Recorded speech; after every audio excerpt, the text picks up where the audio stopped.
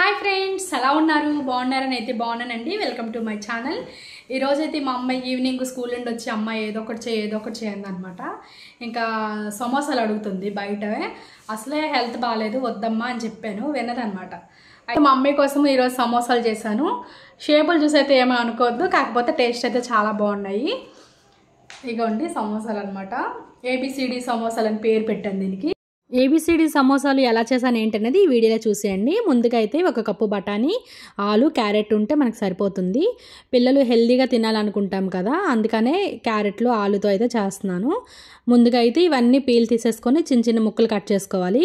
కుక్కర్లో అయితే క్యారెట్లు, బంగాళదుంపలు అలాగే బఠానీ వేసేసి వాటర్ వేసేసి స్టవ్ మీద అయితే పెట్టేశాను.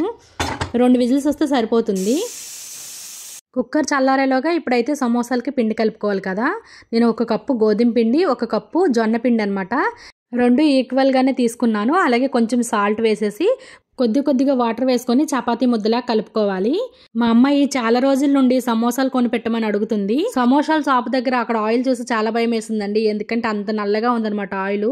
మనకి బండి దగ్గర ఇంజిన్ ఆయిల్ ఎలా ఉంటుంది, మడ్డి ఆయిల్ అంటారు కదా, అంత నల్లగా ఉందనమాట. వద్దమ్మ పద, ఇంట్లోనే సమోసాలు చేస్తానని చెప్పి, అలాగే పిల్లలకు కూడా మనము హెల్దీగా చేయొచ్చులే అని చెప్పి నేను ఈ విధంగా మైదా వాడకంటే జొన్నపిండి అయితే వాడాను. ఇంతలో కుక్కర్ అయితే చల్లారిపోయింది. ఇప్పుడైతే స్టవ్ ఆన్ చేసుకొని ఇంకా బాండి పెట్టుకొని ఆయిల్ వేసుకున్నాను. దాంట్లో తాలింపు గింజలు, ఉల్లిపాయలు, పచ్చిమిరపకాయలు, ఇంకా కొంచెం అల్లం వెల్లుల్లి పేస్ట్ కూడా వేసుకున్నాను. అంటే మనము స్టఫింగ్ కోసం అనమాట ఇదంతా ప్రిపరేషను. ఉల్లిపాయలు లైట్గా వేగితే సరిపోతాయి. ఇప్పుడైతే ఉప్పు, పసుపు అయితే వేసుకొని మంచిగా కలుపుకోవాలి. అవి 2 మినిట్స్ వేగిన తర్వాత ముందుగానే ఉడకబెట్టుకున్న ఆలు, బఠానీ, క్యారెట్లు అయితే వేసేసుకుంటున్నాను. ఇవైతే మనం కరెక్ట్గా ఫస్ట్ ఉడకబెట్టేటప్పుడు ఉప్పు ఏం వేయలేదు, అందుకని ఇప్పుడైతే రుచికి సరిపడ ఉప్పు అన్నీ వేసేసుకొని లాస్ట్లో కొంచెం మంచిగా వేగిన తర్వాత కొంచెం గరం మసాలా అయితే యాడ్ చేసుకుంటున్నాను. ఇప్పుడైతే కొంచెం కొత్తిమీర కూడా ఎక్కువగానే వేసుకుంటున్నాను. పిల్లలు ఈ విధంగా తింటారు కదా, అందుకని కొత్తిమీర అయితే ఎక్కువ వేసేసుకుని బాగా కలిపేసుకుని స్టవ్ అయితే ఆఫ్ చేసేసాను.